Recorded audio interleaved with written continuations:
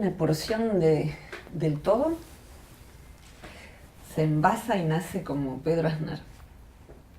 Había una vez alguien que parece determinado a vivir una vida interesante.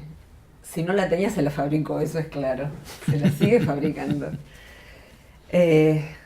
Pensaba que vas atravesando todos los sentidos. Tu música para el oído, tu poesía también para el oído y para la vista. Para la vista, las fotos que estuvimos viendo con un grupo de amigos el sábado pasado, que son cuadros que tienen vida propia. Una persona dijo, cuando nos fuimos, qué lástima, se quedan solos, como si fueran animalitos, con vida propia, más que animalitos. Y también ahora transitando el sabor, el aroma a través del vino. ¿Cómo es ser Pedro Aznar? ¿Cómo es ser Pedro Aznar?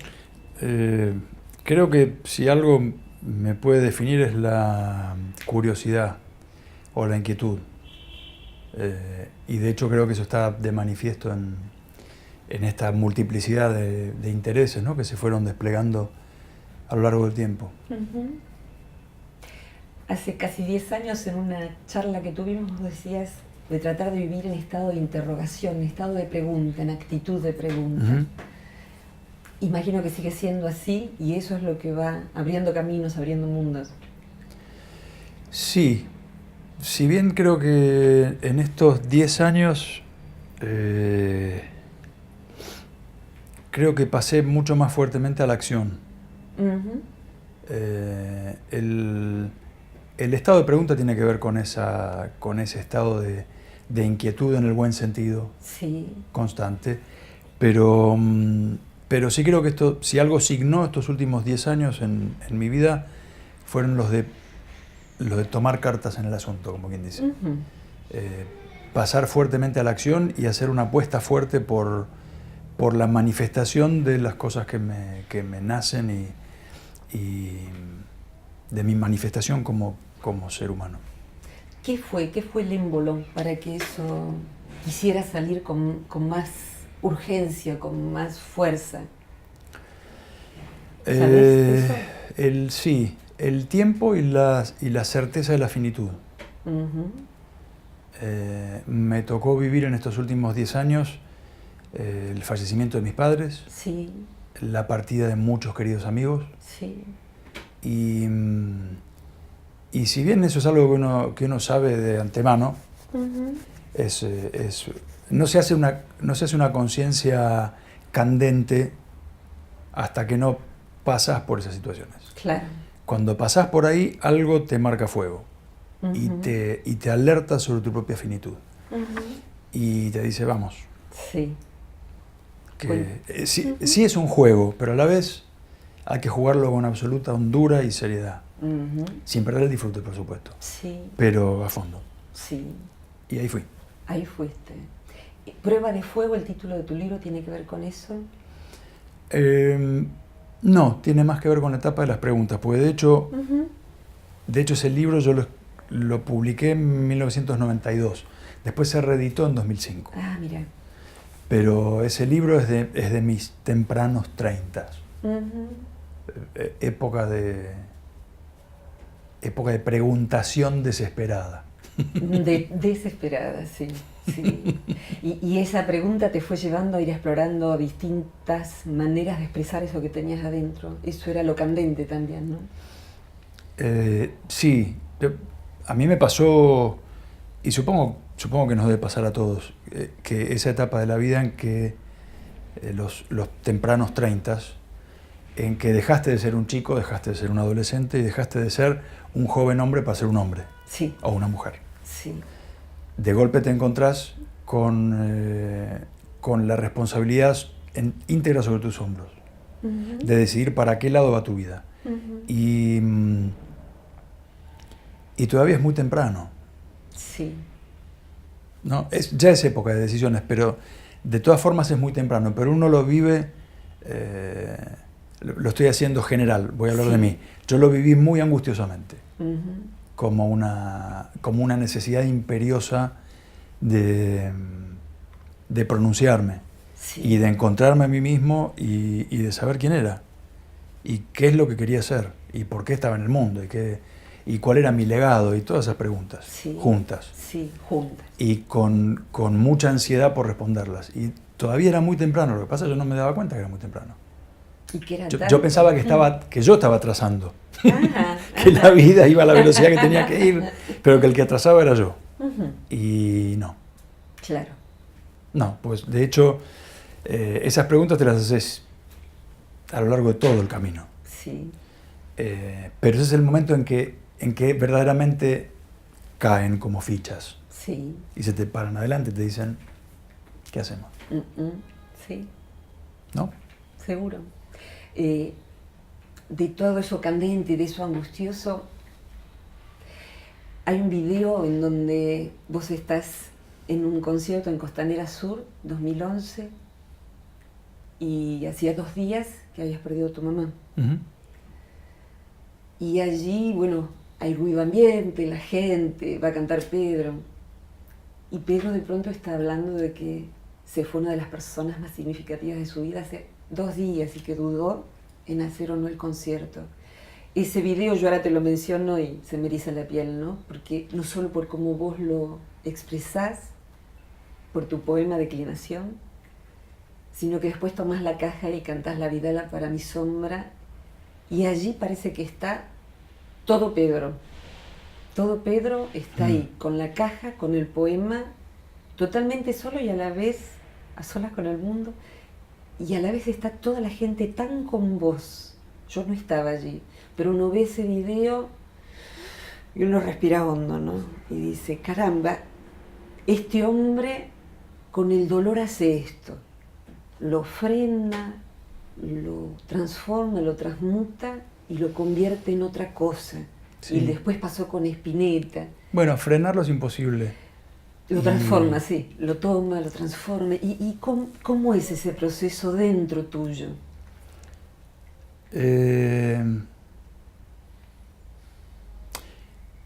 Yo creo recordar que en ese poema Declinación que le escribí a ella, decía algo sobre que la forma que yo había aprendido para soportar el dolor era gritarlo, aunque sea en un susurro, Sí, decirlo sí. profundamente, escribiendo, tocando, componiendo. Y esa noche lo que hice fue eso, fue Sí. transmutarlo de esa manera. Sí. Pero lo que pasa por adentro sigue pasando igual. Ujú. El hecho de que eso se pueda convertir en belleza, en un hecho artístico, es conmovedor para el que lo escucha Sí. y es sanador para ambos, para el que lo manifiesta y para el que lo escucha. Porque está hablando de un dolor innegable que está ahí presente, que nos atraviesa a todos, es la gran pregunta de la finitud y la gran certeza de la finitud. Y convertirlo en belleza no lo despeja, es algo que está ahí, pero por lo menos lo resignifica y lo hace soportable.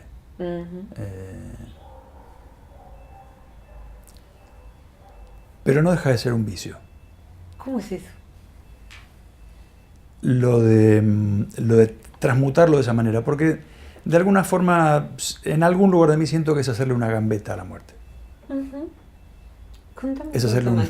ole y pasarle por el costado. Yo te canto. Entonces yo ahora voy a agarrar la caja y te voy a cantar. Coma, chiquita. Pero ella te espera igual. Claro, son trucos. Son trucos, Son trucos. pero ayudan. Claro que ayuda. Cuando tomaste la guitarra y te pusiste a hacer una celebración al flaco Spinetta, ¿fue parecido? Sí. Ahí en medio del frío, con tu campera y muchísima Sí, gente. con una A diferencia. ver. La diferencia es que Luis es un hermano generacionalmente. Mi madre es mi madre. Claro. Es la generación anterior. Claro. Un hermano es una bomba que cae demasiado cerca. ¿Cómo es eso? Y sí, porque te toca absolutamente al lado tuyo. Es un par en el camino de la vida. A Claro. pesar de que Sí. en lo cronológico no hay ninguna vaca atada, ya lo sabemos. Sí. Pero el hecho de que se vaya un hermano, un amigo elegido, No hay preparación. hace tu propia muerte mucho más quemante. Ujú. Y eso te da miedo, te da libertad. Viste que hay gente que cuando asume que le queda poco en esto de trabajar en cuidados paliativos y demás, vos también te has arrimado al Garrahan hace pocos días, a trabajar para gente que tiene esclerosis lateral amiotrófica.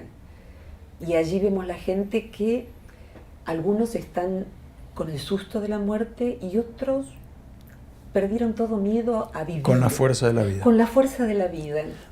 Sí, absolutamente. Y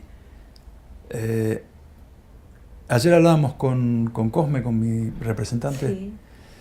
Él es brasileño y hablábamos de Cazuza, gran compositor brasileño.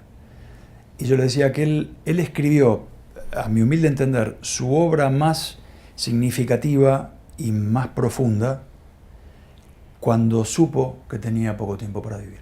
Uh-huh. Como que esa conciencia de la finitud a apenas sus 30 años Sí.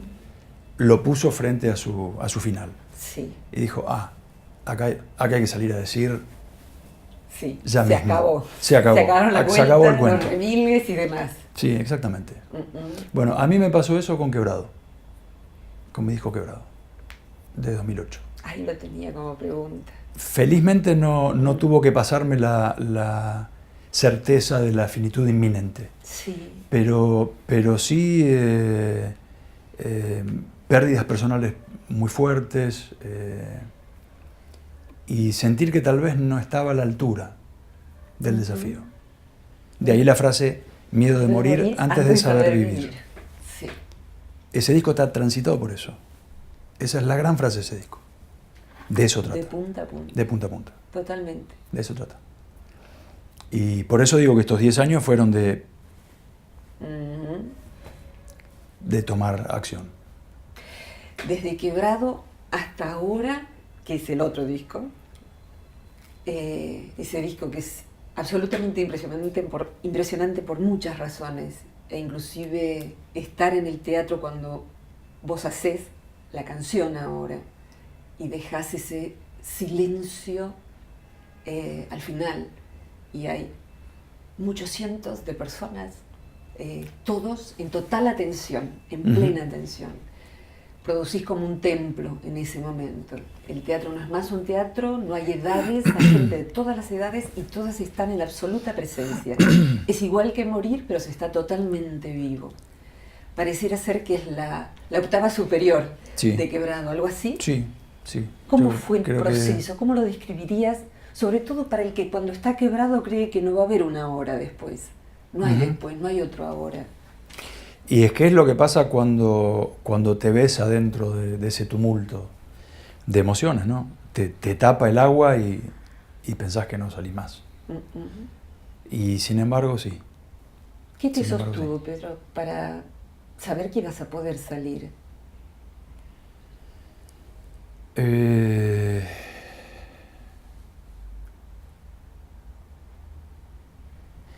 los momentos más duros de mi vida y en los momentos en que tuve yo menos fuerza para seguir, me acordé de toda la gente que quedaría profundamente lastimada si yo decidiera irme.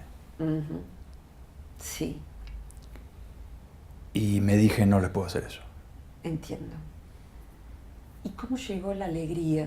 Porque es evidente que en vos, así como está esa capacidad de drama y de profundidad, de drama en el real sentido de la palabra, ¿no? De conectar con el dolor, con lo trágico, inclusive el dolor no personal. Vos tenés muchas canciones como Vivir en un mundo en llamas sin convertir en hielo el corazón. Pareciera ser que ese es tu desafío, conservarte sensible, como dicen los sufis, aún en medio del infierno. Y tenés una beta muy alegre, muy risueña, de mucho humor, de mucha vitalidad. que creo que desde ahí haces todo el proceso creativo más visible de esta etapa, ¿no? Sí, es que mi esencia es entusiasta, a pesar de que todo lo que estuvimos hablando hasta acá es oscuro, es más oscuro que mi ropa hoy, pero por fuera eso yo me de vine eso, vestida así. fuera de eso, mi esencia es la de un tipo entusiasta y de buen humor.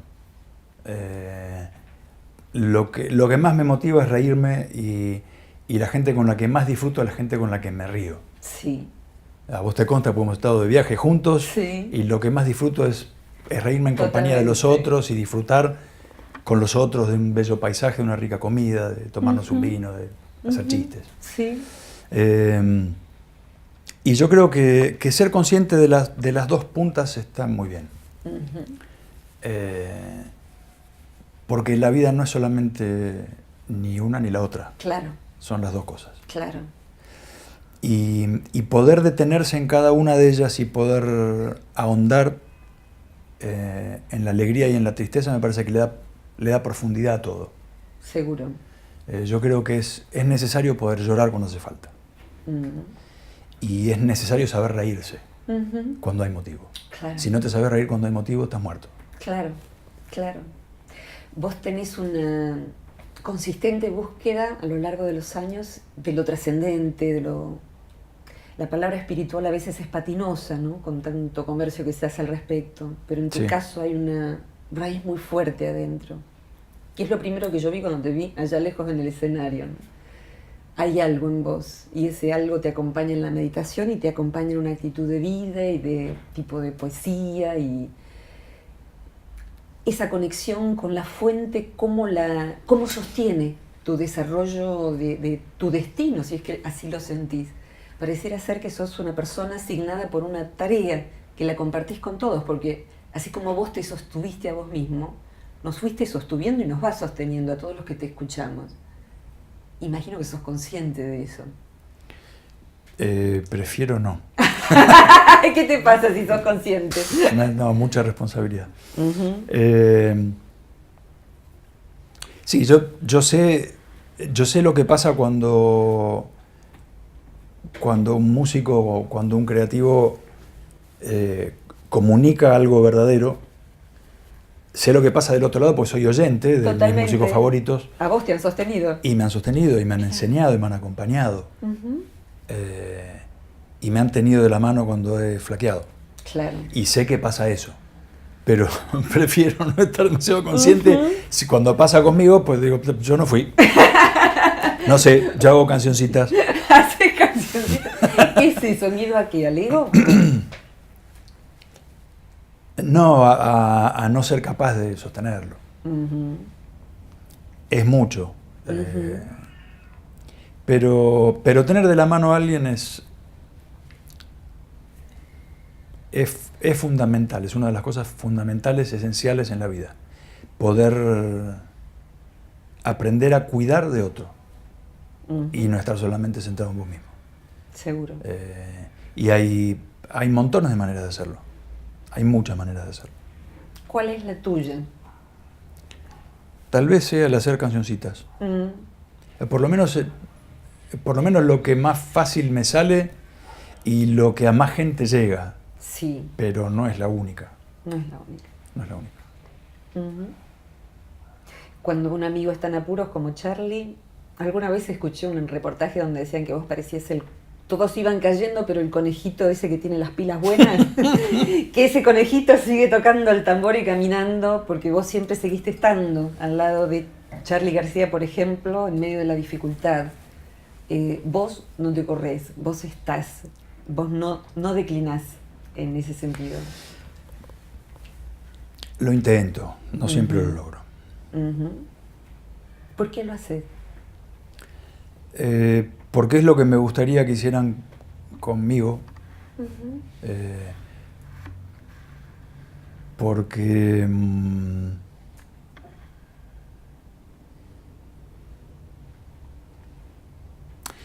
desplegar tu amor por los demás es la única manera. Si no, todo el tiempo una autorreferencia que no lleva a Claro. ninguna cosa. Claro. La única manera de crecer es estar abierto a los demás. Cosa que no siempre logro, pero como digo, lo intento. ¿Tus raíces son así? ¿Tu mamá, tu papá, venís de una familia donde hay muchos músicos? Sí, por parte de mi padre, casi todos los 7 hermanos, 5 creo que fueron músicos, con distintos grados de profesionalización de la música, pero sí todos tocaban. Muchos primos y primas también que tocaban. Por el lado de mi madre debo haber heredado algún gen poético porque un hermano de ella, mi tío José, Sí.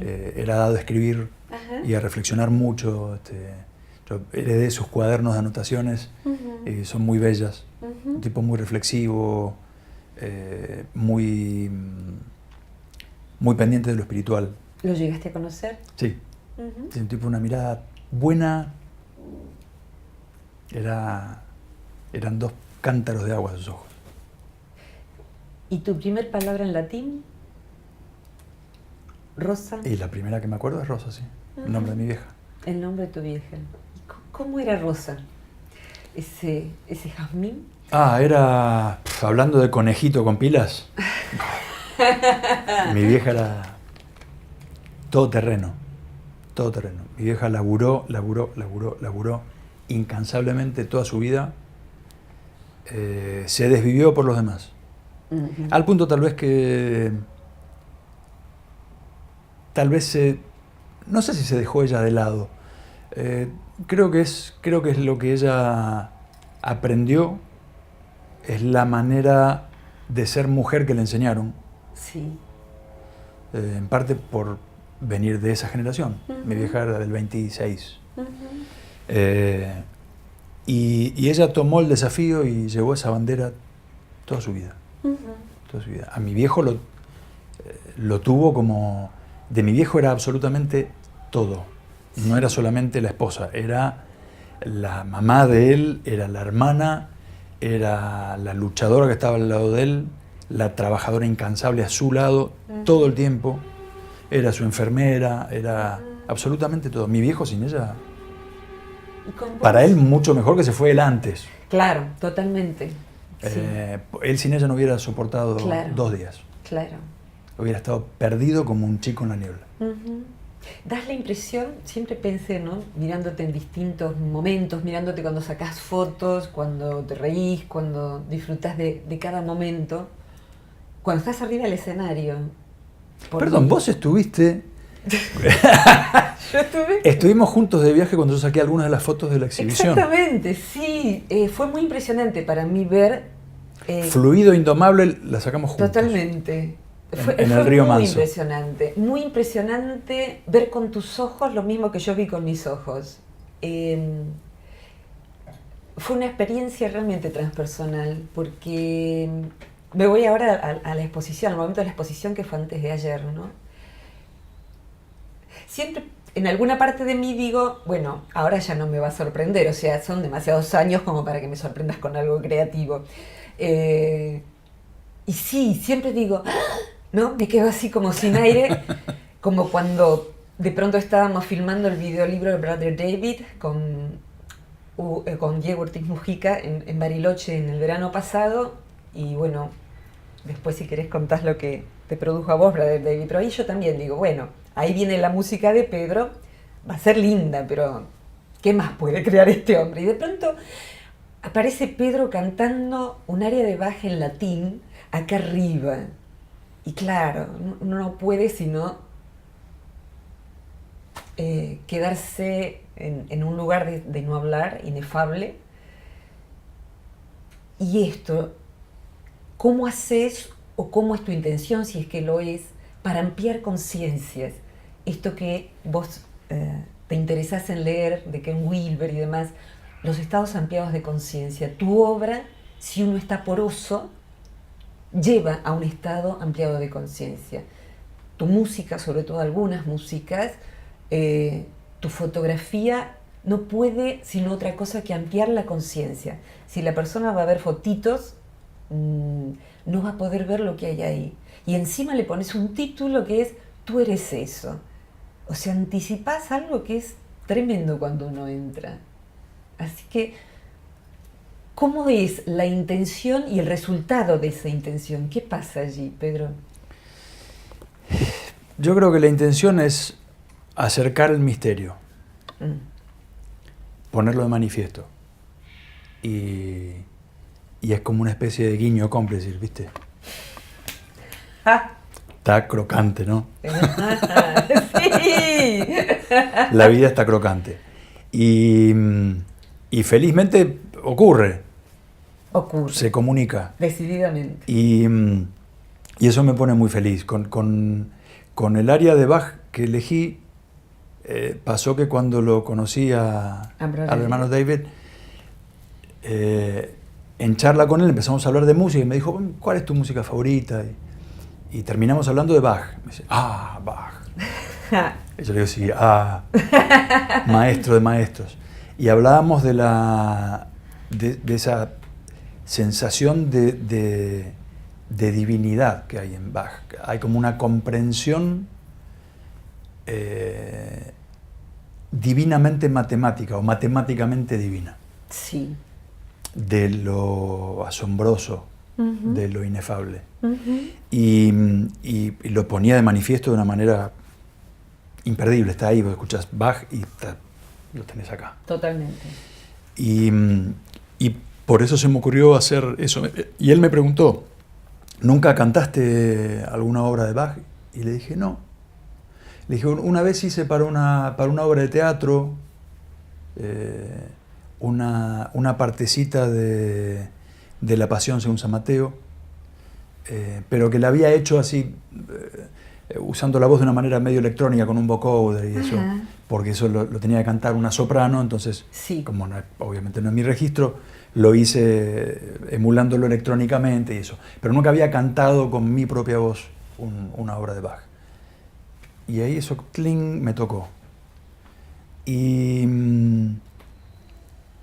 el hermano me mandó al tiempo,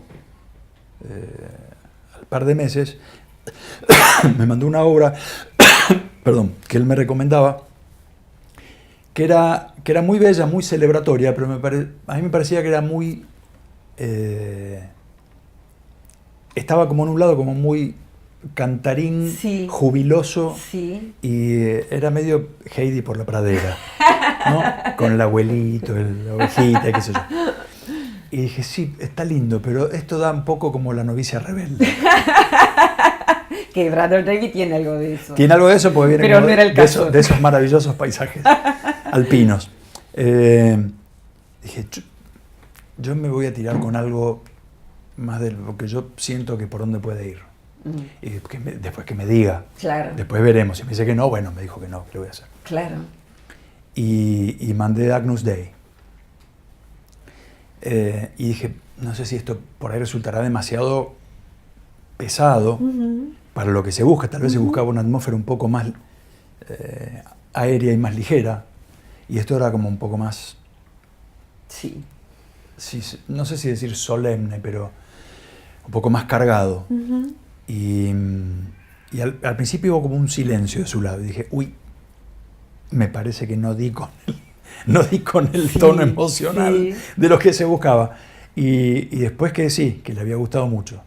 Y después cuando empezaron a probar en el video que estaban haciendo la obra tal como había quedado, me dijeron que les había encantado, que había quedado muy bien. Es perfecta. Para quienes después sean público de esta conversación, Brother David Steindl-Rast, monje benedictino, Zen, 88 años. Estuvimos trabajando un grupo de preciosa gente en Patagonia haciendo un videolibro, y hubo un momento en que vos compartís con todos esa música que es en la ceremonia de las velas. O sea que yo recién llegaba a Bariloche, estamos en un galpón y Brother David convida luz, convida desde una vela luz a todos, explicando que así como otras cosas que se dan va quedando menos a medida que uno la da, la luz que uno da se multiplica.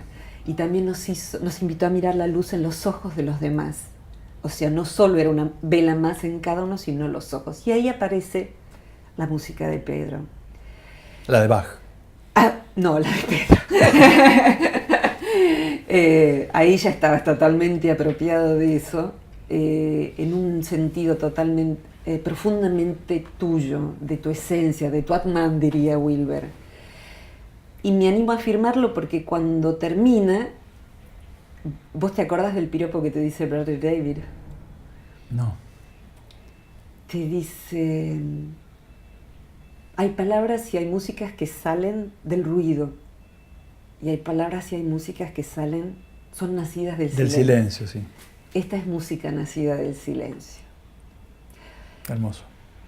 ¡Wow! Hermoso. Inolvidable el momento ese. Y así como, y este Pedro, yo lo veo, sos medio anfibio, porque de pronto estás allí, en ese estado donde estás conectando cablecitos y sale eso, y al rato ya estábamos en empanadas y en un clima muy jolgorioso, todos los presentes, sí. ¿No?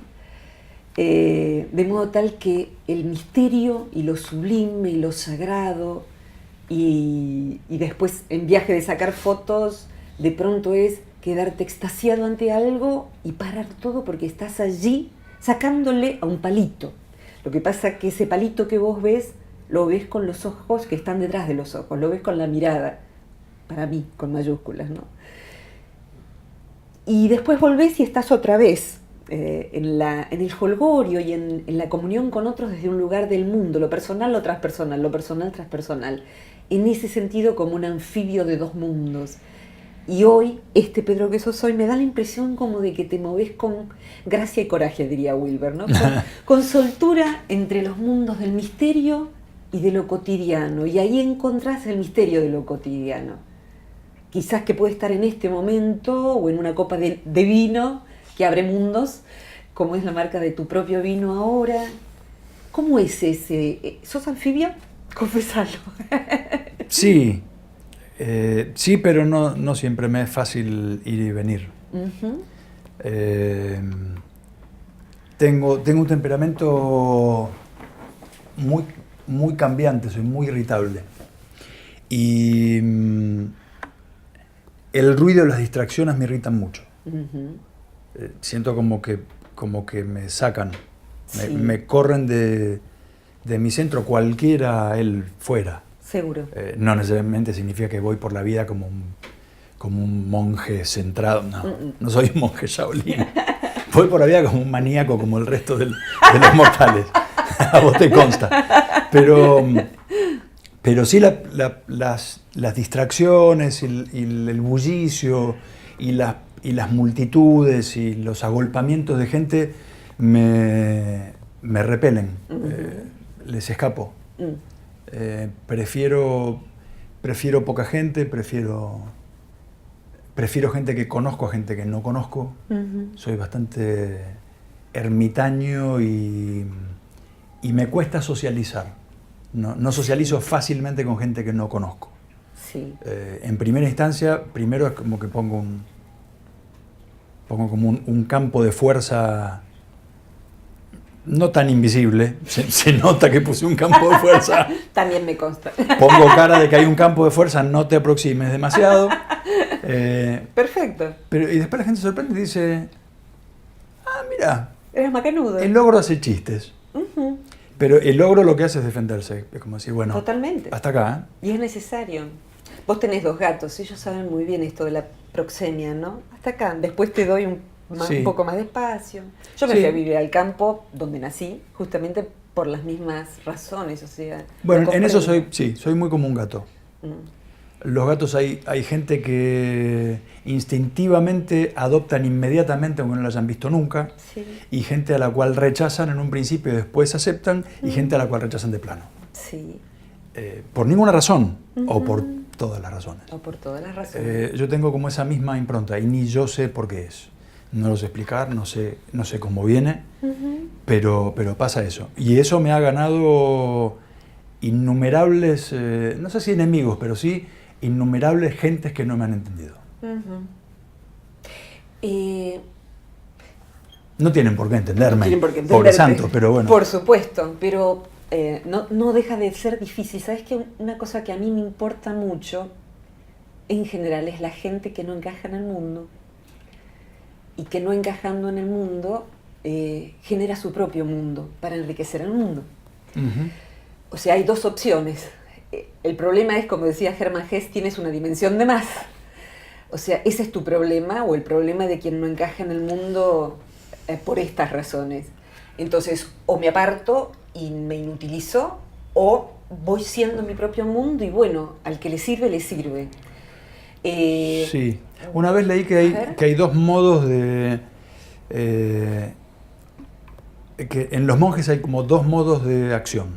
Uno es la ermita, Sí, es aislarse del mundo y dejar que el mundo haga su curso y quedarse centrado en su propia isla o en su propio mundo. sí.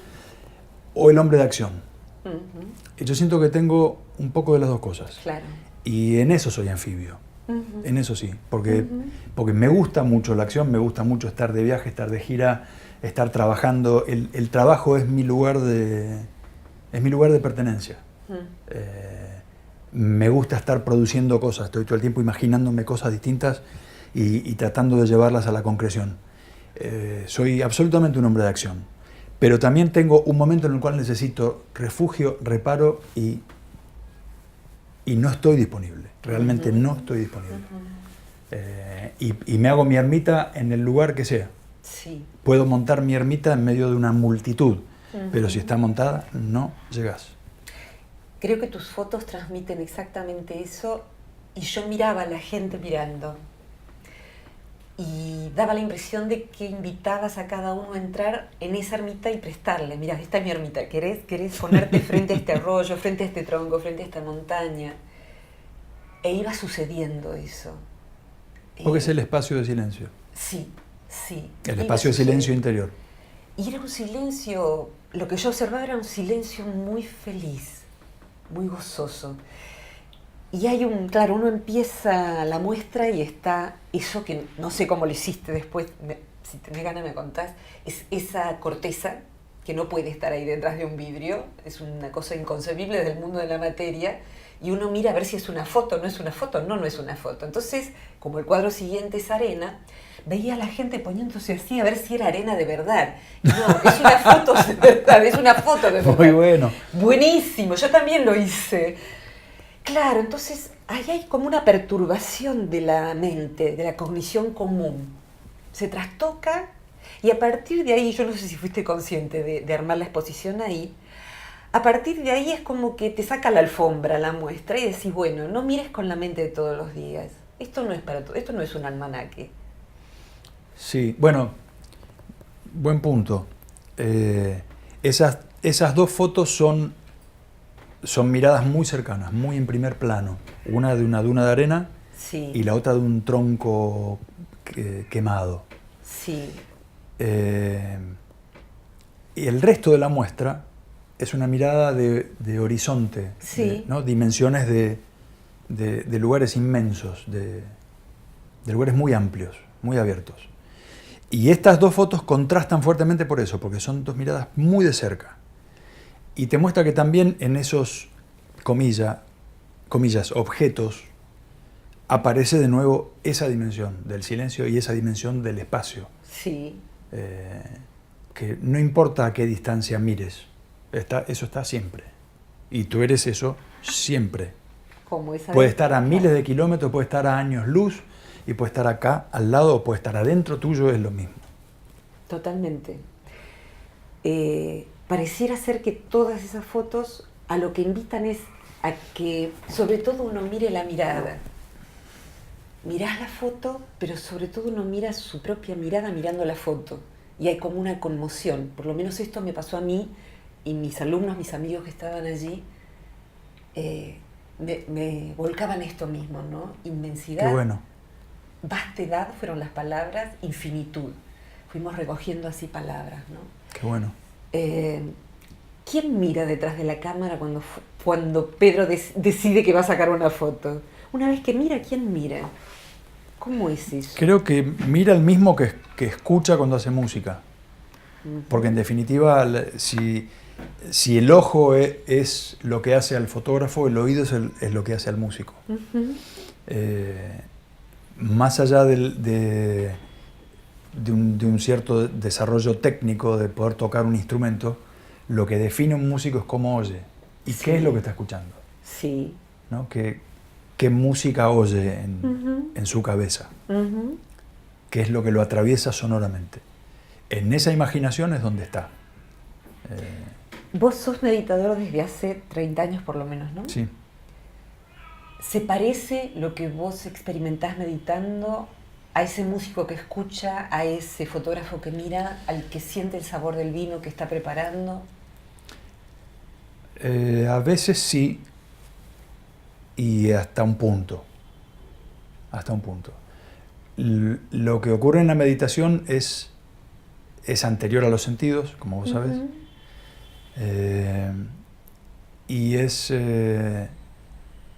una suerte de observar al observador, o ser consciente del ser consciente. Sí. ¿No? Sí. Es la conciencia en sí, no de algo en particular, Sí. en sí mismo, en sí misma. En sí misma. Entonces sí, tiene puntos en común, pero es diferente, porque la meditación va absolutamente al centro de la cosa, al origen de la cosa.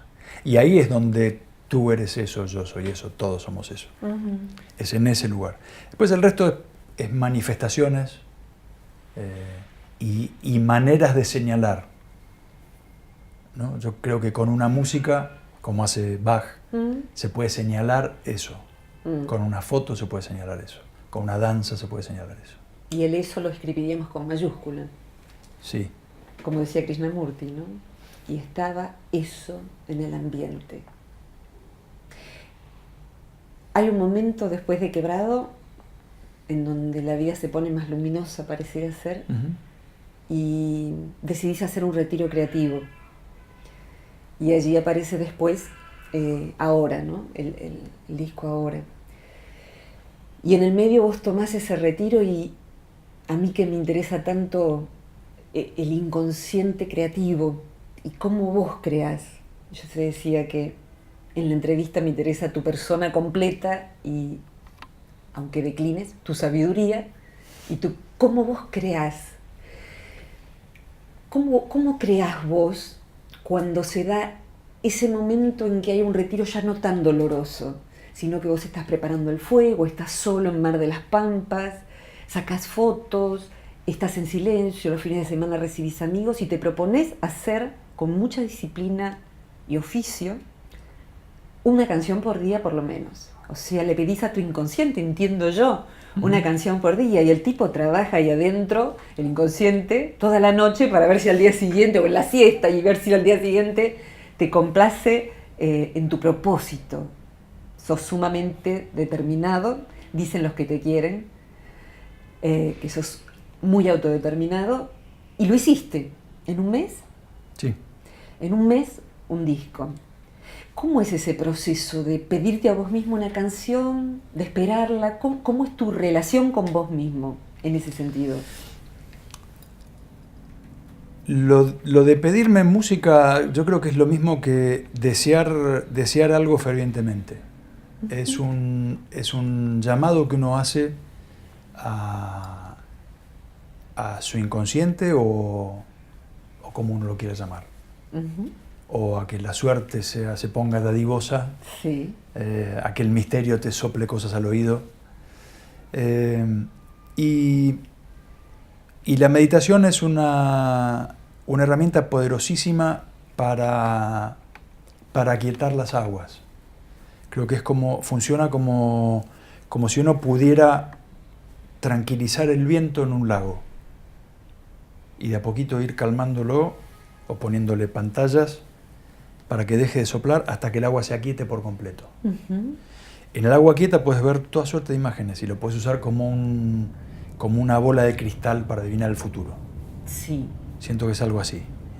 Y que en el caso del músico, el músico que vive en mí tiene el oficio suficiente como para mirar en ese cristal y empezar a ver toda suerte de cosas. Pero primero se tiene que quitar el agua. Claro. Cuando el agua paró, eso se convierte en un espejo. En ese espejo empiezan a aparecer toda suerte de imágenes. Y eso funciona todo el día, es constante. Hubo canciones que me despertaron a las 3 de la mañana. ¿Te acordás de cuál? Quiero decirte que sí, me despertó esa frase. Y anoté así tantié en la mesa de luz, tenía cosas para escribir y el teléfono para anotar con la voz. Me anoté así, quiero decirte que sí, quiero decirte que sí, quiero decirte que sí. 3 veces. Sí. Buah, qué es eso. Seguí durmiendo. No me molestes. Ya veré. Y después empecé a tirar de ese hilo. Y apareció. Ahora apareció como un rap, como una letra rapeada. Dije, ¿qué es esto? ¿También a la noche? No, un día, un día. preparando el desayuno. Ajá. ¿Qué es esto? Un rap en mi cabeza. Ahora no es mañana, ahora no es después, ahora no es camino recorrido. A escribir, rum, de un tirón. Dije, bueno, esto ya sé por qué lado va, pero no es ahora el momento, valga. Sí. Y lo dejé anotado y lo dejé ahí. Sí. Y ese día compuse otra cosa. Ajá. Y ahora estuvo 5 días, una semana esperando el momento de que fuera ahora para hacerlo. Sí. ¿Cómo hasta lo que un día sabés? dije, ok, ahora este es el momento. Hay... Y dediqué un día a hacer la música de eso, pues ya estaba el concepto, estaba la letra, sabía que era un rap y tenía la idea de lo que era. Y empezó como a insistir, empezó como a decir, quiero yo ahora, que componerme a mí. Sí, componerme a mí. Como con vida propia. Hasta que dije, bueno, ya está. Sí, no me tengo que olvidar que el ritmo es esto y tal cosa, y hacía una anotación mental y seguía con otras cuestiones. Hasta que se puso muy insistente y dije, bueno, ok, vamos con esto. Sí. Pero es porque yo ya daba por sentado que eso ya estaba. Yo sabía que lo que tenía que hacer era meramente Sí. Era tan solo la realización técnica. Entiendo. De eso. Es decir, bueno, va a tener un sonido tal, la batería va a ser tal cosa, el bajo lo voy a armar así, pero en mi cabeza yo sabía qué tipo de sonoridad era, ya estaba compuesto, estaba concebido. Entonces por eso me puse un poco remolón con ir y hacerlo. Sí. Pues digo, no, me voy a ocupar de las otras que todavía no tienen ni título, ni concepto, ni nada. ¿No? Pobrecitas que están todavía dando vueltas por ahí. Por eso me demoré un poco, pero sí, a los 5 días o por ahí la hice. Mucho antes estuvo A cada hombre, a cada mujer. Lo soñaste a David Lebón cantándola. Cantando las primeras frases de la canción también, sí. Y ahí pero me despertó la voz de él patente porque la estaba soñando. Y después le conté lo que había pasado y cuando la cantó en el estudio me dio un escalofrío porque era exactamente lo que yo había escuchado. Esa letra es un manifiesto de alguna manera, ¿no? Sí. Eso apareció en una meditación. Ajá, ¿cómo? Apareció como una suerte de esas lecturas en el espejo. Apareció como si fuera una especie de mensaje. Un cachito. Sí, sí.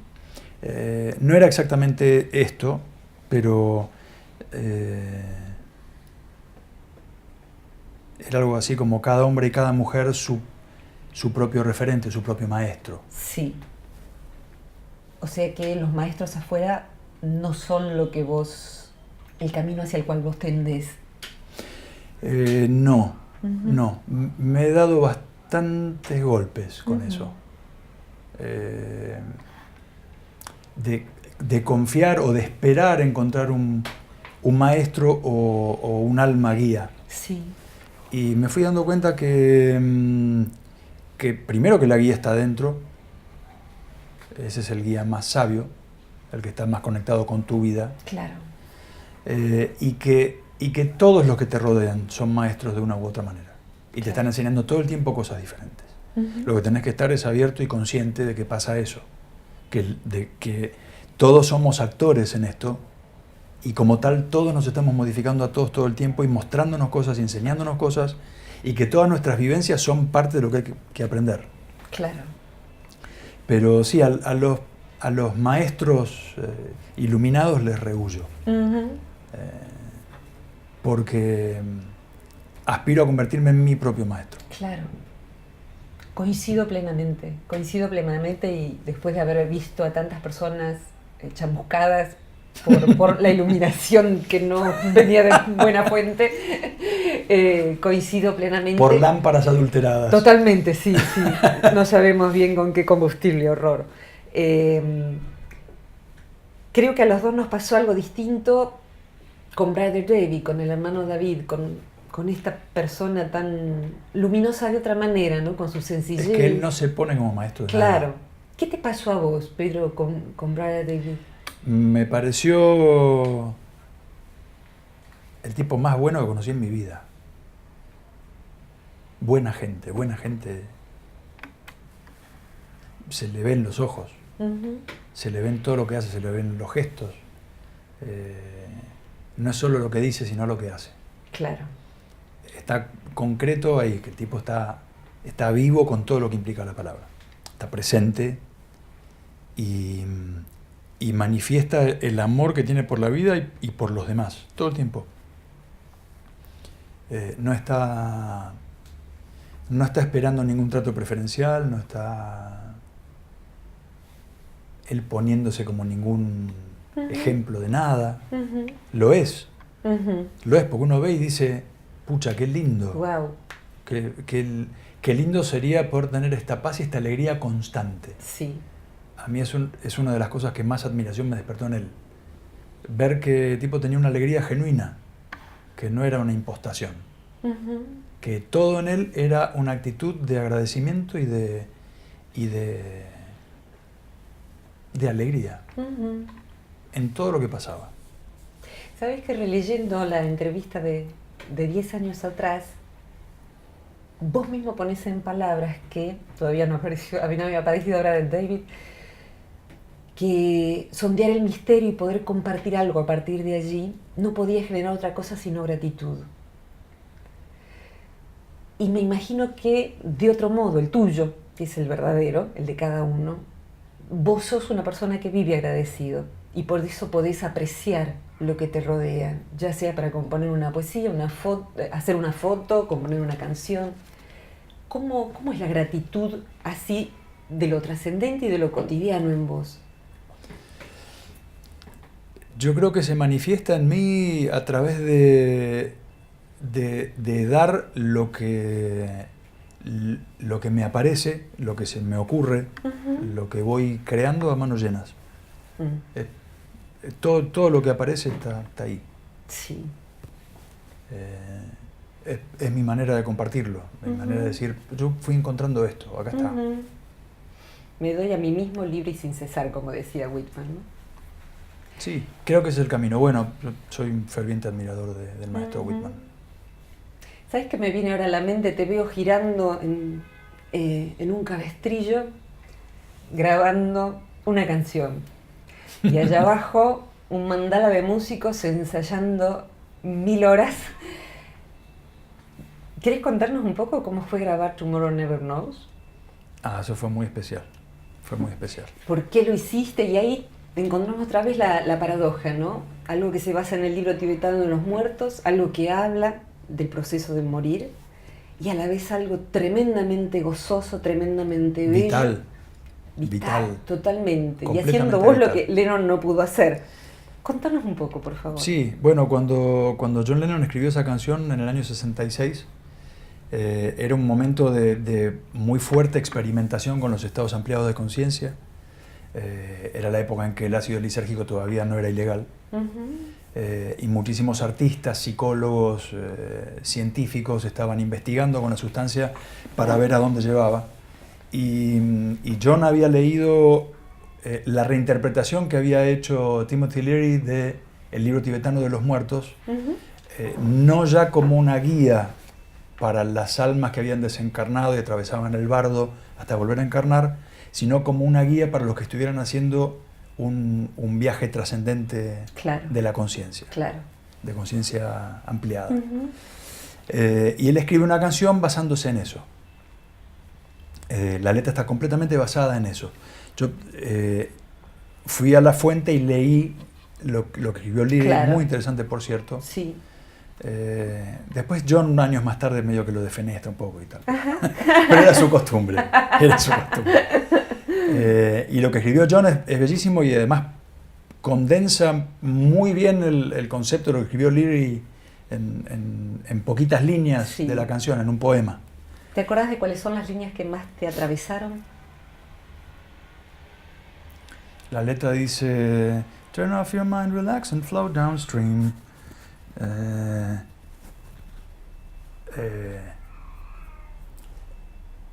Desconecta tu mente, relájate y déjate llevar corriente abajo. No es morir, no es morir.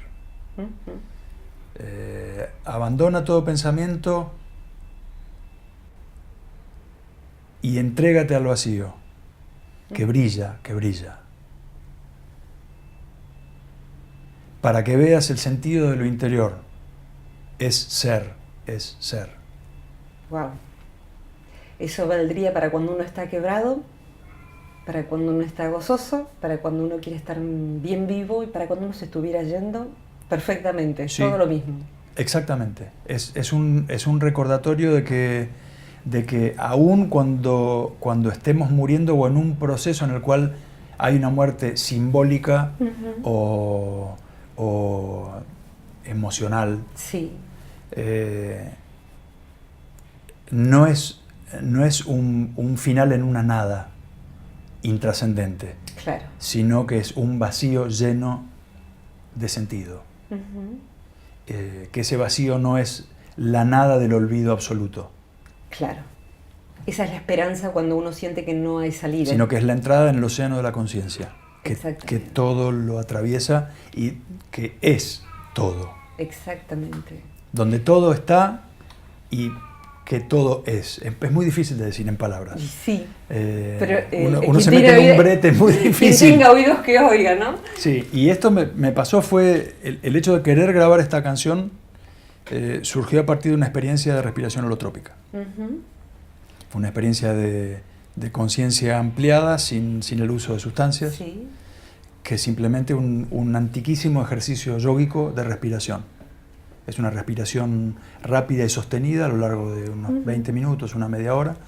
Se hace con acompañantes terapéuticos, con una persona que te guía, a la cual Sí. vos guías después. Lo he vivido de los dos lados, coordinando y... Como facilitadora y haciéndolo. Exactamente, sí, con Groff también, sí. Es muy hermoso. Hermosísimo. Es muy hermoso. Bueno, ese concepto de Stan Groff, Totalmente. un tipo increíble. Increíble. Increíble.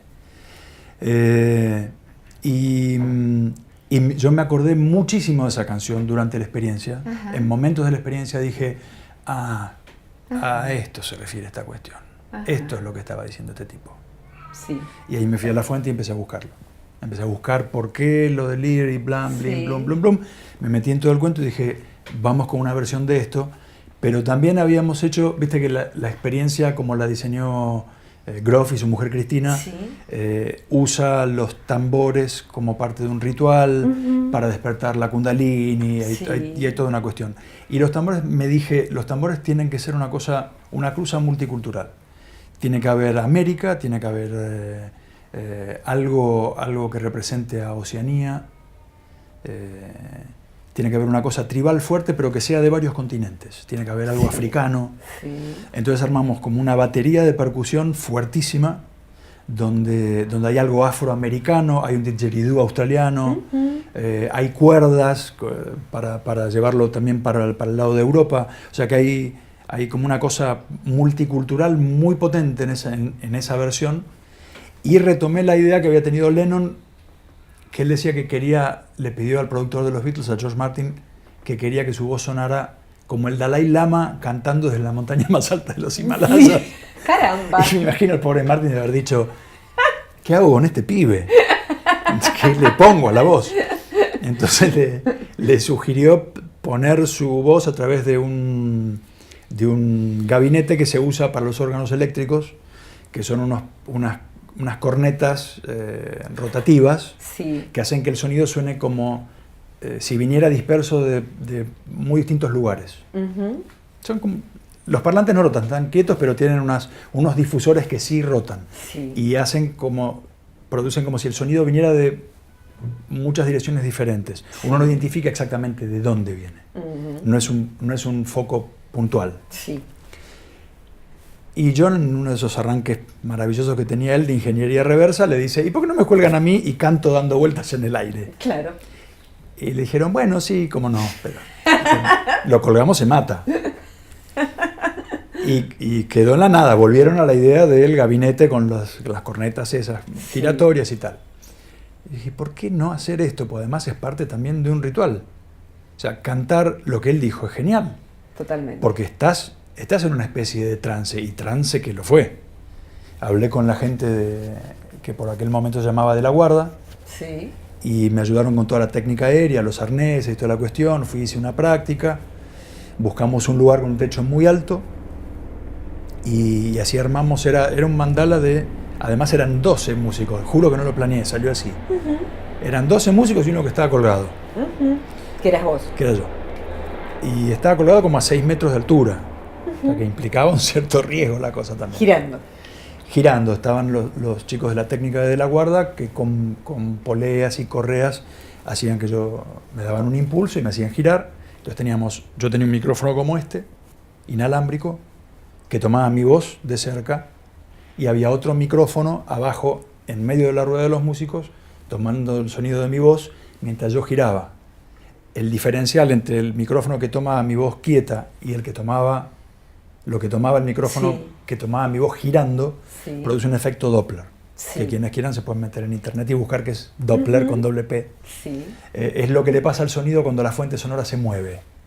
Lo que pasa con el sonido de una ambulancia cuando pasa, que baja la frecuencia. Claro. Eso es efecto Doppler. Claro. Porque las ondas de sonido se comprimen a medida que llegan al oyente o se descomprimen cuando se alejan. Eso es lo que logra una fuente rotativa de sonido.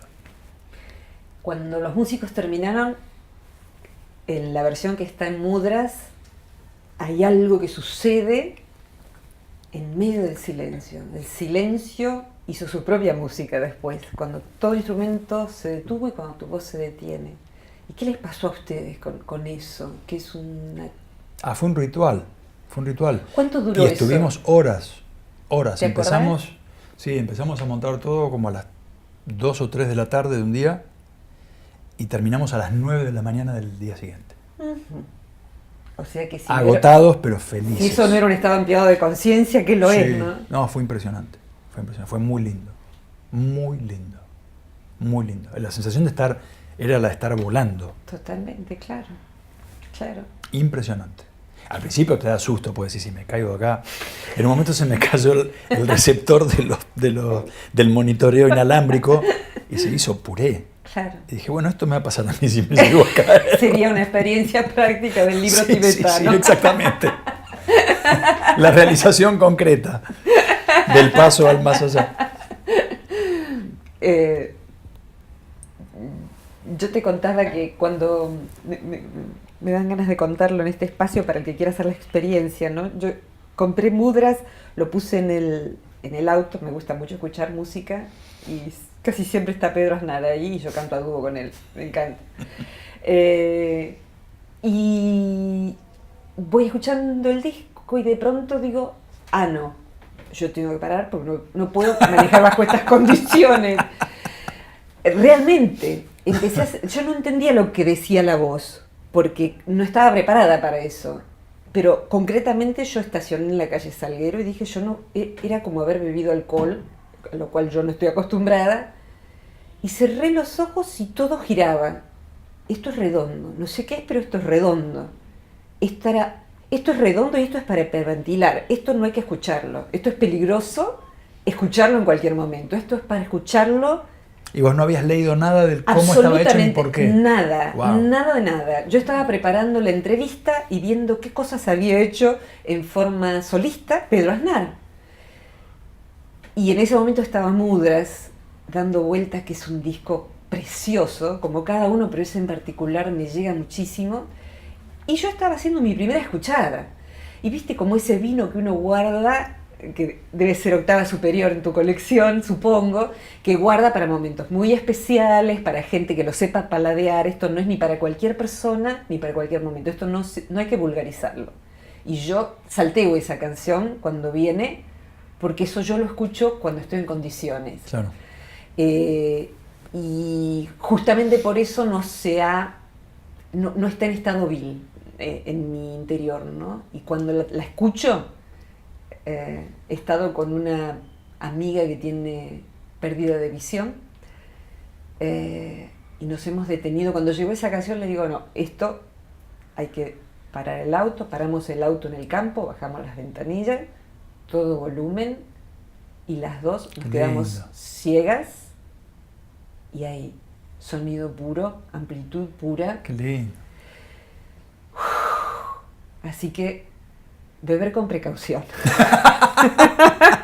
Porque eso además no sale en el test de alcoholemia, pero no se puede conducir escuchando Tomorrow Never Knows. Y hay otras canciones de las tuyas que parecen concebidas para no ser escuchadas en cualquier momento. A mí me pasa eso y te quería preguntar si te acordás. No sé si un músico como vos, tan creativo, recuerda el origen de todas sus canciones. Pero hay una que a mí me atraviesa, así para canciones de selección, etiqueta blanca o negra o no sé cómo será, que es Si no oigo a mi corazón. Uh-huh. Esa canción es como también un manifiesto, un testamento vital o algo parecido, ¿no? Si no, que se amargue en mi copa el sabor, si no oigo a mi corazón. Uh-huh. Como algo que uno se dice a sí mismo radicalmente, que yo no negocie, que yo no me olvide, que yo no mercantilice. Que no claudique. No claudique. Uh-huh. ¿Cómo nace esa canción? Emulando a Puccini. A ver. ¿Cómo es eso? Estaba haciendo la música de Últimas imágenes del naufragio, de Eliseo Subiela. Sí.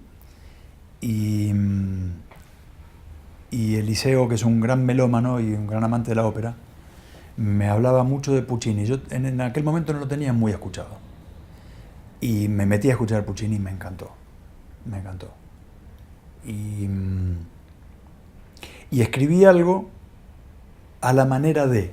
Uh-huh. Y lo guardé. ¿Escribiste música a la manera de? Sí. Uh-huh. Y escribí una letra en inglés, porque en ese momento estaba preparando un disco para lanzar en Estados Unidos. Y lo había escrito en inglés. Y lo dejé ahí. Después ese disco no se concretó. La canción quedó ahí y dije, le voy a hacer una versión en castellano a esto. Que en realidad respeta muchísimo lo que era el original en inglés. Sí. Es prácticamente igual. La versioné como si hubiera sido una obra de otro artista que estaba en inglés y la pasé a castellano. Claro. Pero el sentido es exactamente igual. Y 6 años más tarde, digo, ven, sí, 6 años más tarde, yo estaba haciendo otra película de Eliseo, que fue No te mueras sin decirme a dónde vas. Y en ese momento estaba saliendo mi disco David y Goliat, donde está Si no oigo a mi corazón. Y le regalé el disco a Eliseo, no salió. Y me llamó a la hora y me dice, la última canción. Me dice, quiero esa para la película. Wow. Le digo, pero sí, quiero esa para la película porque es exactamente lo que hay que decir en ese momento de que no sé qué. Le digo, vos no me vas a creer, pero yo se lo compuse para una película tuya y nunca te lo mostré. Para otra. Grandioso, maravilloso. Y 6 años más tarde el tipo me dice, esa es la canción, no sé qué cosa. Maravilloso. Sí. Ahí el Pedro de aquella época dice, ¿cuánto tiempo perdido en pensar que la vida se puede explicar? Con veneno intenté curación porque confío en mi razón. Uh-huh.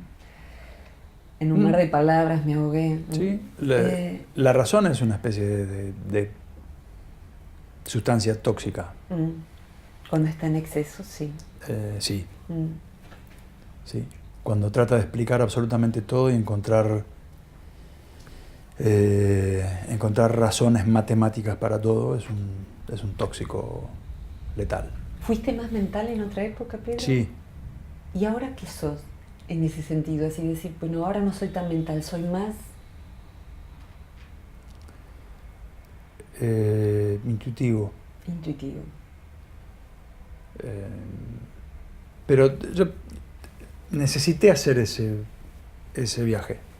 Claro. Necesité pasar por ahí. Claro. Por alguna razón. Lo que vos vas convidando al mundo, como alguna vez te conté, suele ser material didáctico para mí. Un uso modesto de algo tan grande, pero que despierta conciencias en lo que yo comparto desde la psicología. Desde terrores nocturnos, cuando hablo de sueños, que es alucinantemente verídica esa música. Esa música, si alguien no sabe lo que son terrores nocturnos, escuche esa música, escuche esa letra y no hay modo de no comprenderlo, aunque uno no vaya a un libro de psicología. Es realmente alucinante. Esa es una de las que yo sí puedo escuchar manejando, pero a todo volumen, y ahí está la voz, ¿no? Es, verdaderamente has logrado allí algo maravilloso. En ese material didáctico yo suelo... Es que, perdón, esa es una vulnerabilidad alerta. Por eso te dejas seguir manejando. ¿Sí? ¿Cómo es eso? A ver. Claro, es la vulnerabilidad ante el terror, pero precisamente eso genera adrenalina. Ya. Porque Entiendo. ante el horror haces así y abrís los ojos grandes y estás muy presente para ver qué tenés que atajar como un ninja. Claro, exactamente. En la otra no, la otra es vulnerabilidad de esto. Sí. La otra es te entregaste al misterio, no manejes. Sí. No conduzcas si está escuchando esto. Exactamente, no, eso hay que ponerlo cuando Tal se cual. reedite el disco. Perdón que retroceda una pregunta. Dale. Pero me cayó una ficha. A ver. Con lo de la confianza en la razón y lo de hacer un viaje a través de eso y lo de haber confiado excesivamente en el relato de la razón. Creo que en mi caso tuvo que ver con que de muy jovencito yo soñaba con hacer la gran música. Uh-huh. Y quería poder hacer arte que cambiara el mundo. Uh-huh. Ni más ni menos, el pibe se andaba con esas. Sí. Tendría sus razones, a lo mejor era talentoso. Para ambicioso. Cuando fuera grande iba a ser talentoso. Para ambicioso llamado a ser el tipo. Y claro, yo presuponía en mi inocencia que esas cosas se hacían con muchísimo esfuerzo, con muchísimo trabajo, y que tenían que ser necesariamente difíciles. Uh-huh. ¿Cómo la gran música va a ser una cosita de así? Uh-huh. Que se te ocurre así como así. Uh-huh. No. Esa es una excesiva confianza en lo racional. Sí. En suponer que el esfuerzo así uh-huh. denodado te va a llevar a grandes cosas. Y no. Uh-huh. Y el camino que hice fue el de ir dándome cuenta cada vez más que esos lugares a los cuales yo no les confiaba tanto porque pensaba, no, pero esto es una cosita que sale así, como así. Sí. Que esos lugares eran lugares de manifestación absolutamente espontánea, que por alguna razón estaban guardados en un lugar muy importante del corazón, ya no de la mente, y que en esos lugares había verdad. Sí. Verdad profunda, verdad fundacional de quien yo era. Entonces, fuera la gran música o no fuera la gran música, me importa un pito. Esa es la verdad de quien yo soy, y eso es lo que yo tengo que hacer. Claro. Parece una tontera, pero me llevó años de darme la cabeza contra la pared, buscando esa gran música. Y dije, bueno, no, en definitiva no me importa si eso no es la gran música, lo que importa es que sea de verdad. Es mi música. Y es la mía. Claro. Si es grande, menos, no me importa. Y me decidí quedar con eso, y fue la mejor decisión que pude haber tomado. Totalmente. Porque me podría haber perdido por completo de la otra manera. Claro. Me podría haber echado a perder por completo. Claro. La tentación del ego, de algún modo, de la sí. cabeza. Sí. En realidad empezaste a contestar lo que yo te iba a preguntar, porque si bien llegas a un momento en que es muy lúdico todo, y yo te he visto sacar fotos lúdicamente, prepararte lúdicamente, salir lúdicamente de un concierto, para que vos puedas jugar como Picasso decía que él tomó esto de que él tomó años poder pintar como un niño, ¿no? Uh-huh. Volver a la propia inocencia. Volver a la propia inocencia. La segunda Es un puerilidad, trabajo. como dice Maslow, exactamente. Es un trabajo. Es un trabajo. Ahora, en esa vuelta completa, que yo suelo contar en mis clases, que en el medio tiene que haber mucho trabajo, no alcanza ni con ser intuitivo, así como un café instantáneo, soy un creativo, no.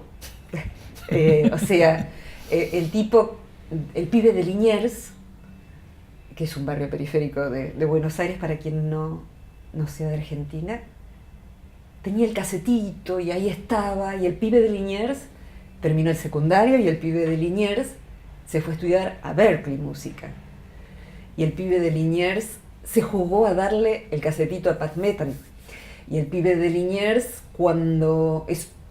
resultó ser uno de los pocos rockeros que sabe leer una partitura. Y el pibe de Liniers un día dijo: yo voy a estudiar dirección orquestal. O sea, no es nada más que leer una partitura, no es nada más que tocar muchos instrumentos. Yo quiero saber dirigir, yo quiero hacer esto. Entonces termina estudiando eso y terminás grabando Un solo jazmín, en donde los Beatles grabaron No a la vuelta de tu casa. O sea que todo lo que haces, lo haces tan lúdicamente y con tanta seriedad que termina en esa excelencia. De modo tal que hay como un esfuerzo lúdico, valga el oxímoron. ¿Algo Sí, así? Sí. Yo siempre valoré el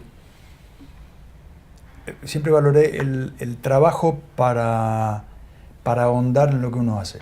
Y creo que la excelencia en la factura técnica de algo es muy importante.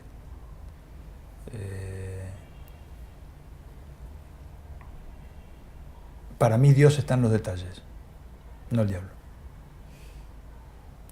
El diablo está en la desidia, en la dejadez, en la pereza torpe. Diablo, entre comillas, ¿no? Entre Por comillas, supuesto. entre comillas. Y Dios también, entre comillas. Dios también, entre comillas. Pero creo que en el buscar, en el pulir la talla hasta lo máximo posible, e incluso saber cuándo detenerse con el pulido, Claro. para dejar el grado de granulosidad necesario, creo que ahí está uno de los secretos. Uno. Y el otro es esto de la superficie quieta del lago, para que el espejo empiece a reflejar cosas que no vienen exclusivamente ni necesariamente de la razón, sino que vienen de lados más antiguos, más hondos, más inconscientes, y más de... Yo creo que hay una memoria que no es personal. Claro. Hay una memoria que es de todos, una memoria colectiva, y que todos tenemos a disposición la memoria de nuestra especie y de las otras también.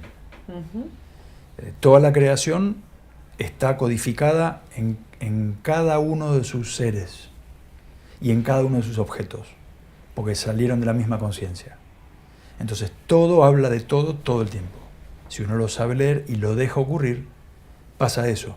Por eso se pueden inventar dos dispositivos a miles de kilómetros de distancia en el mismo momento, porque se leyó la ficha que cayó en ese tiempo histórico particular. La humanidad llegó a un cierto desarrollo y a una cierta conciencia que hizo que esa gota de rocío precipitara. Y ahí está.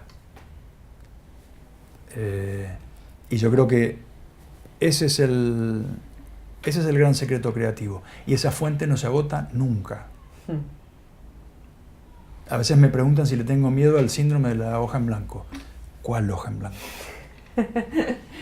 ¿Cuál hoja en blanco? No puede haber hoja en blanco. Y con esto no quiero minimizar el hecho de que pueda pasar que por alguna traba emocional personal uno se sienta inhabilitado, o que el proceso creativo pueda verse un poco estrangulado en algún momento. Pero a lo que voy es, la hoja en blanco no existe, porque el mundo está constantemente hablándote de sí y de vos, porque tú eres eso. Claro. Entonces nunca te vas a quedar sin cosas para decir. En tu vida pueden pasar sucesos que te aplaquen, que te lastimen, que te apaguen momentáneamente. Pero la hoja en blanco no está. Seguro. Coincido tan plenamente en eso. Y veo tanta gente talentosa que se maneja con el freno de mano puesto. Daría la impresión de que vos no manejas con el freno de mano puesto, que vos confías en vos y que pareces criado así, como que has sido criado con dos papás que te miraban y que te dejaban ser, que confiaban en ese chico que iba a hacer una música para cambiar el mundo. No le dijeron que no, lo sostuvieron. Este es mi imaginario, ¿no? Y que vos te criás a vos mismo ahora así. Y vos te llevaste a darle el cassette a Pat Metheny o dijiste, bueno, yo me llevo a mí mismo a me doy la oportunidad. Creo en mí, creo en que de mí va a salir algo, a través mío va a salir algo. Es así, es ese animarse, es así, ese coraje, esa capacidad de mandarte. Yo creo que quien es creativo y anda con el freno de mano puesto, como decís, es porque tiene alguna... se contagió de alguna forma de la mezquindad. ¿Cómo sería eso, Pedro? Porque se lo debes a los demás, no solo a vos mismo. Le debes a los demás compartir eso que se manifiesta a través tuyo. Es tu don. Uh-huh. Y cada uno de nosotros tiene por lo menos uno. Uh-huh. Todos los tenemos. Y tenemos muchos, pero por lo menos hay uno que sobresale. Sí. El que sea. Bueno, descubrilo. Descubrirlo y ponerlo en valor, ponerlo a disposición, hacerlo valer. Porque no es solamente para tu vida, no solamente va a llenar de maravilla tu vida, sino que va a llenar de maravilla la vida de los demás. Claro. Si todos nos dedicamos a brillar intensamente, no es una batalla de egos, al contrario. Uh-huh. Vamos a hacer un montón de soles que vamos a dar muchísima luz. Es lo mismo que el símbolo de Brother David multiplicando la luz. Sí. De una única vela hacer un montón de lucecitas más. Sí. No se apaga nadie, al contrario, se brilla cada vez más. Uh-huh. Y esa es la confianza. Y yo creo que en parte sí, por supuesto, viene de mi casa materna-paterna, porque mis viejos fueron de apoyarme mucho y de creer en mí. Pero también es una búsqueda de un aprendizaje personal. Uh-huh. Hasta entender profundamente esto, de que compartiéndose uno, dándose uno, se es muchísimo más. Estuviste leyendo a Ken Wilber, recibiendo plenamente esto que decís, ¿no? No puedo sino conmoverme con lo que decís. Y una de las preguntas que yo tenía dentro de mí dando vueltas es: ¿cómo ve Pedro Aznar a la humanidad, el proceso evolutivo? Muchas veces el que tiene un temperamento artístico, sobre todo poético, abreva en la melancolía y en una visión dolorosa de la vida y pesimista de la decadente humanidad. Y hay otra mirada que se refleja en parte en lo que decías, en esta ficha que va cayendo en distintos lugares, en distintos humanos, todas porción de ese todo. ¿Cómo ves vos para adelante este experimento llamado humanidad y la función de cada uno de nosotros, que transitoriamente se llaman Pedro, Virginia, quien sea? ¿Cómo ves vos eso en una mirada macro? Yo veo que estamos en un momento de tremendos desafíos,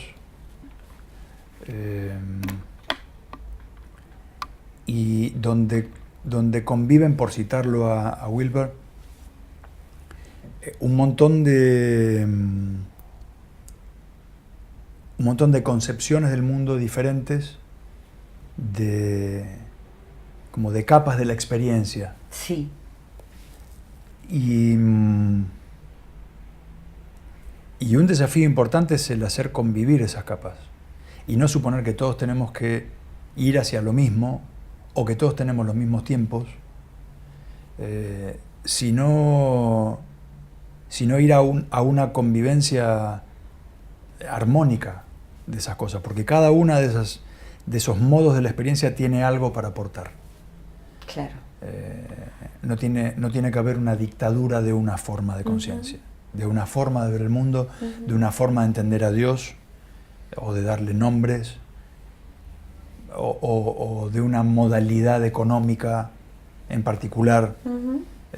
Tendríamos que poder caminar hacia la diversidad en convivencia. Me parece que ese es un desafío importantísimo. Y nos va a llevar tiempo lograrlo. Nos va a llevar mucho tiempo. Pero vale la pena. Vale la pena. Vale la pena. Porque me parece que es el único camino posible. Claro. Los caminos de uniformización de la humanidad terminan en catástrofe siempre. Seguro. Seguro. No somos uno en el sentido de que somos todos iguales. Claro.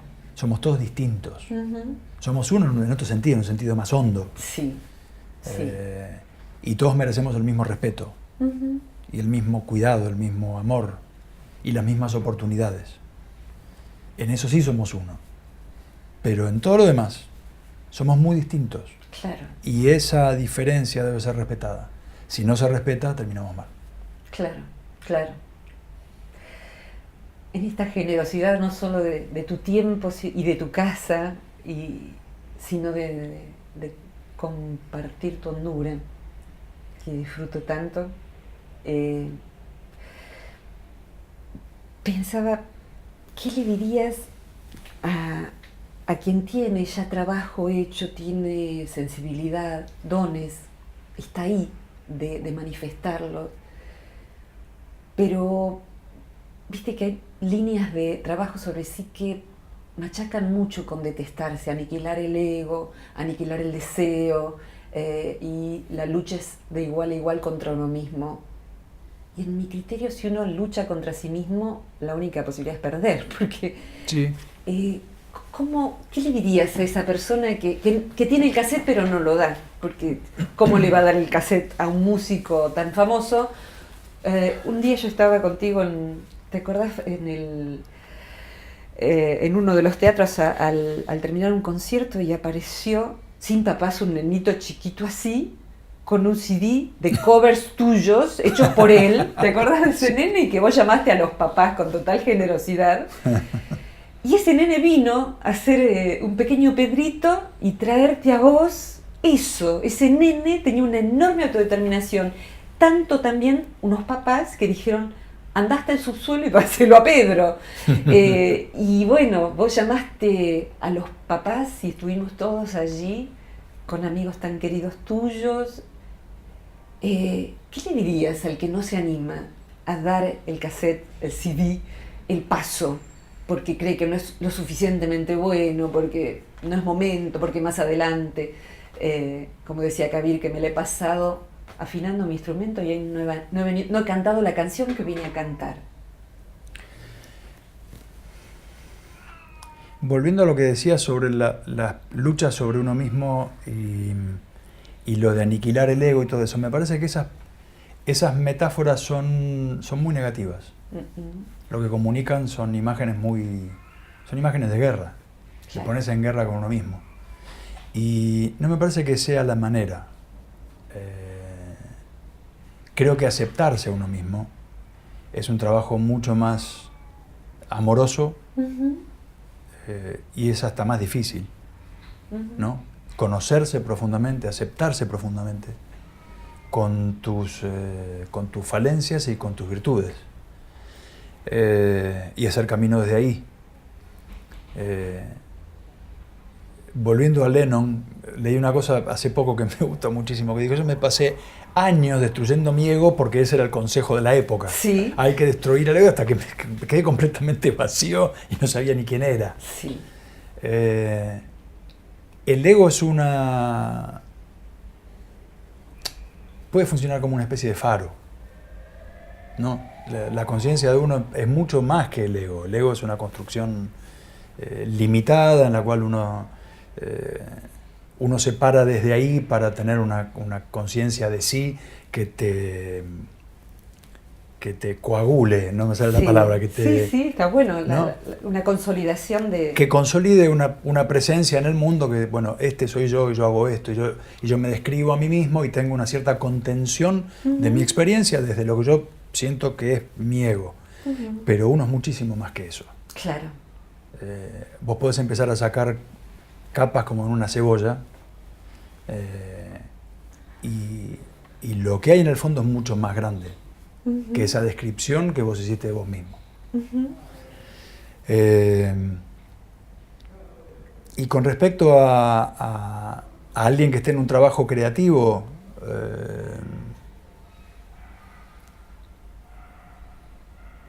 no siempre uno va a lograr todos los sueños que uno tiene. No toda chica que ansía bailar en el Teatro Colón va a llegar al Teatro Colón, porque tal vez no le alcanza su don para eso, pero por ahí puede encontrar otras maneras de expresar ese don, si el don fuera realmente la danza. Claro.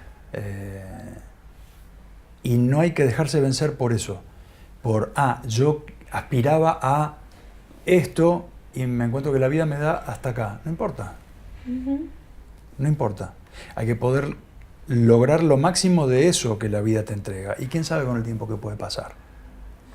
Y las veces en que las cosas fallan, uno en el momento siente una gran desazón y un gran desaliento y piensa que se acabó todo y que el entusiasmo medio como que se disuelve y uno se queda sin fuerzas. Pero muchas veces esos parates que te pone la vida lo que hacen es desviar el curso de agua para otro lado. Y en otro lado aparece algo que era más interesante todavía. Así que el consejo sería no desistir. Y tomar lo que va viniendo con respeto y con amor. Porque nunca se sabe. Nunca se sabe. Tomorrow never knows. Fantástico. Gracias, Pedro. Gracias a vos.